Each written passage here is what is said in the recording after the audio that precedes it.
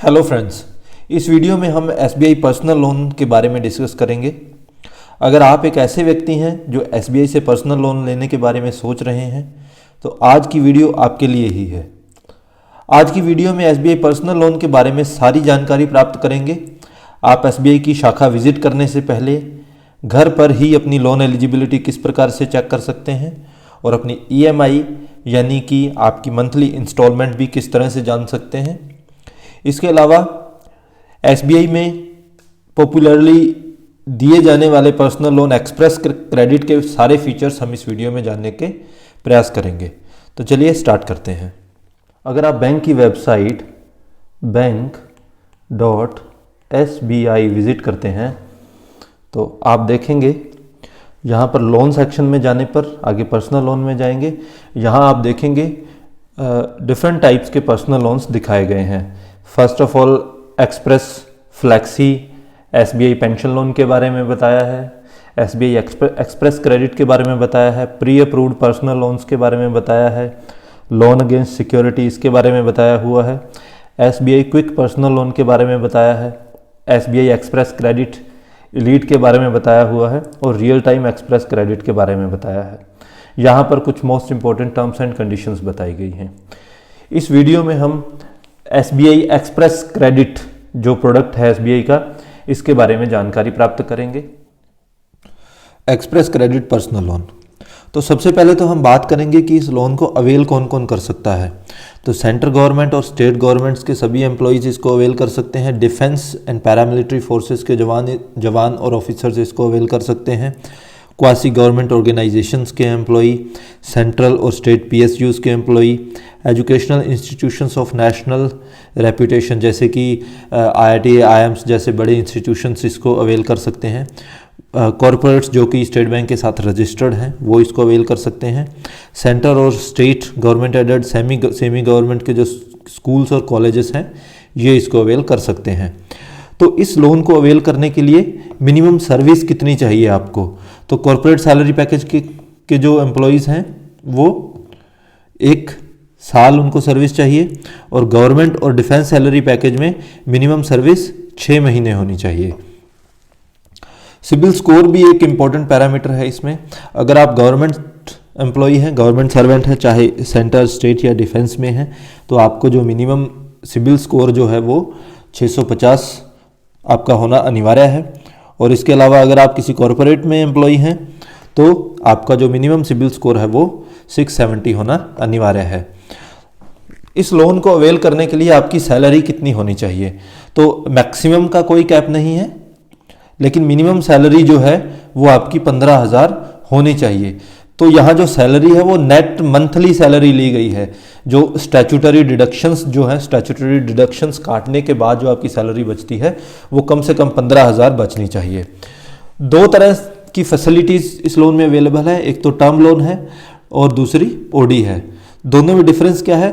Term loan में एक specific EMI बन जाती है। जैसे मान लो आपने 10 लाख का एक लोन ले लिया, उसकी 18,000 या 19,000 जो है इसकी ईएमआई बन गई, तो हर महीने आपको एक निश्चित राशि इसमें जमा करवानी है और इसकी जो आउटस्टैंडिंग है वो इसके साथ इसका कुछ पार्ट इंटरेस्ट में चला जाएगा और कुछ जो है प्रिंसिपल में चला जाएगा। तो आउटस्टैंडिंग धीरे धीरे कम होती रहेगी। लेकिन दूसरे केस में क्या होगा? ओवरड्राफ्ट अकाउंट में एक लिमिट बना दी जाएगी। लिमिट बना दी जाएगी रिड्यूसिंग डीपी पर। रिड्यूसिंग डीपी का क्या मतलब है? जैसे हर साल मान लीजिए शुरुआत में आपकी 10 लाख की लिमिट बना दी गई और इसमें आपकी जिस तरह से यहाँ से 18,000 19,000 इसमें ईएमआई जानी थी, उसी तरह से यहाँ पर उतनी अमाउंट से लिमिट कम हो जाएगी। सपोज आपकी 19,000 जो ईएमआई बननी थी तो 19,000 से यहाँ आपकी लिमिट जो है हर महीने कम होती चली जाएगी। तो इसमें जो रिमेनिंग अमाउंट जो आपकी डीपी बचेगी, डीपी में आप चाहे तो सारा पैसा अवेल कर सकते हैं या पार्शली जितना भी पैसा आप अवेल करना चाहें वो अपने ज़रूरत के अकॉर्डिंग इसको किया जा सकता है। इस सुविधा का फ़ायदा ये है कि अगर इन बिटवीन आपके पास कुछ सरप्लस फंड्स आते हैं तो आप उन फंड्स को इस अकाउंट में डाल सकते हैं और जो इंटरेस्ट है, इंटरेस्ट आपका प्रेजेंट आउटस्टैंडिंग पर डे के हिसाब से लगता है। यानी कि अगर आपने कोई पैसा इस लोन में से नहीं उठा रखा है तो आपको इंटरेस्ट नहीं लगेगा।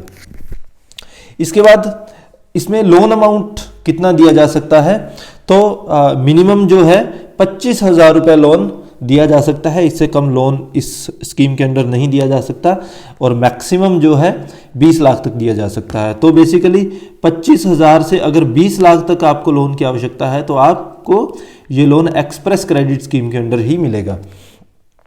इसके अलावा ये जो लिमिट है 20 लाख, इसको एनहांस किया गया है एक specific diamond salary package accounts के लिए। इसमें आप 30 लाख रुपए का लोन अवेल कर सकते हो। अब ये डायमंड सैलरी पैकेज क्या है, तो इसके लिए सैलरी पैकेज के लिए हम अलग से एक वीडियो बनाएंगे, उसमें हम डिस्क्राइब करेंगे कि किस तरह कौन कौन से सैलरी पैकेज अकाउंट है। एक ब्रीफ जानकारी के लिए मैं आपको मोटा मोटा बता देता हूँ, सेंट्रल गवर्नमेंट और स्टेट गवर्नमेंट के जो सैलरी पैकेज अकाउंट्स है वो इस तरह से निर्धारित किए जाते हैं। सिल्वर अकाउंट्स जो हैं 10,000 से 25,000 तक अगर आपकी सैलरी है तो आपका अकाउंट सिल्वर कैटेगरी में खुलेगा। 25,000 से 50,000 अगर आपकी सैलरी है तो आपका अकाउंट गोल्ड कैटेगरी में खुलेगा। 50,000 से 1 लाख तक अगर आपकी सैलरी आ रही है तो आपका अकाउंट डायमंड कैटेगरी में खुलेगा। 1 लाख से ऊपर सैलरी होती है आपका अकाउंट प्लैटिनम कैटेगरी खुलेगा। तो ये जो डायमंड कैटेगरी है इसके लिए इस में अधिकतम लोन की जो सुविधा है वो 30 लाख है। मैक्सिमम टेन्योर क्या होगा, इस लोन को हम चुकाने के लिए ज़्यादा से ज़्यादा कितना समय ले सकते हैं, तो हम 72 महीने ले सकते हैं। 72 महीने यानी कि 6 साल ले सकते हैं। 6 साल में हमें ये लोन पूरी तरह से चुकाना ही होता है। इसके बाद हम अपनी लोन की एलिजिबिलिटी चेक कैसे कर सकते हैं, तो मोटा मोटा आप आइडिया लगा सकते हैं कि लोन अमाउंट जो आपको मिलेगा वो आपकी नेट मंथली सैलरी जो है उसका 24 गुना मिलेगा। सपोज आपके अकाउंट में 50,000 सैलरी आ रही है, आपकी नेट मंथली इनकम 50,000 रुपये है, तो इसको आप 24 गुना ले लीजिए, तो अधिकतम आपको इतना लोन इस एक्सप्रेस क्रेडिट स्कीम के अंदर दिया जा सकता है। इसमें इस चीज़ का ध्यान दिया जाता है कि आपका EMI NMI रेशो जो है वो 50% से अधिक नहीं जाना चाहिए। इसका मतलब ये है कि अगर आप 50,000 रुपये आपकी नेट मंथली इनकम है तो 50% EMI NMI रेशो का मतलब ये है आप इसका 50% ही EMI के रूप में कटवा सकते हो, यानी कि 25,000 रुपये आप अपनी EMI के रूप में कटवा सकते हो। इसके बाद EMI और इंस्टॉलमेंट्स, जब भी हम लोन अवेल करते हैं तो सबसे पहला क्वेश्चन हमारे दिमाग में यही आता है कि हमें मंथली EMI मंथली जो इंस्टॉलमेंट आएगी वो कितनी भरनी पड़ेगी। तो इसको हम देखते हैं। तो हमारे पर्सनल लोन की EMI कितनी बनेगी, इसको जानने के लिए हम वापस चलते हैं bank.sbi पे। इसमें हम फिर से लोन सेक्शंस में जाएंगे। लोन सेक्शंस में जाने के बाद आप देखेंगे यहाँ पर लगभग नीचे की तरफ आपको कैलकुलेटर्स का ऑप्शन दिख जाएगा। तो कैलकुलेटर्स पर क्लिक करेंगे। यहाँ पर क्लिक करने के बाद आप देखेंगे आपको EMI कैलकुलेटर दिखाई देगा। EMI कैलकुलेटर को खोलेंगे, इसमें हम अपनी EMI कैलकुलेट करेंगे। तो सपोज़ कि एक आदमी 10 लाख रुपए का पर्सनल लोन ले रहा है और उसका प्रेजेंट इंटरेस्ट रेट जो उसको लगेगा वो आज की एवरेज के हिसाब से देखते हैं 10.55 उसको इंटरेस्ट रेट लगेगा। क्योंकि हम जानते हैं कि मैक्सिमम टेन्योर जो है वो 6 इयर्स का यानी कि 72 मंथ्स का होगा, तो लोन टेन्योर में हम 6 इयर्स ले लेते हैं। इसको अगर फाइनल करेंगे तो हम लोग देखेंगे कि 10 लाख रुपए का 6 साल की जो EMI है वो 18,804 रुपये आएगी। तो इस तरह से आप अपनी EMI देख सकते हैं और अपने पर्सनल लोन के बारे में प्लानिंग कर सकते हैं।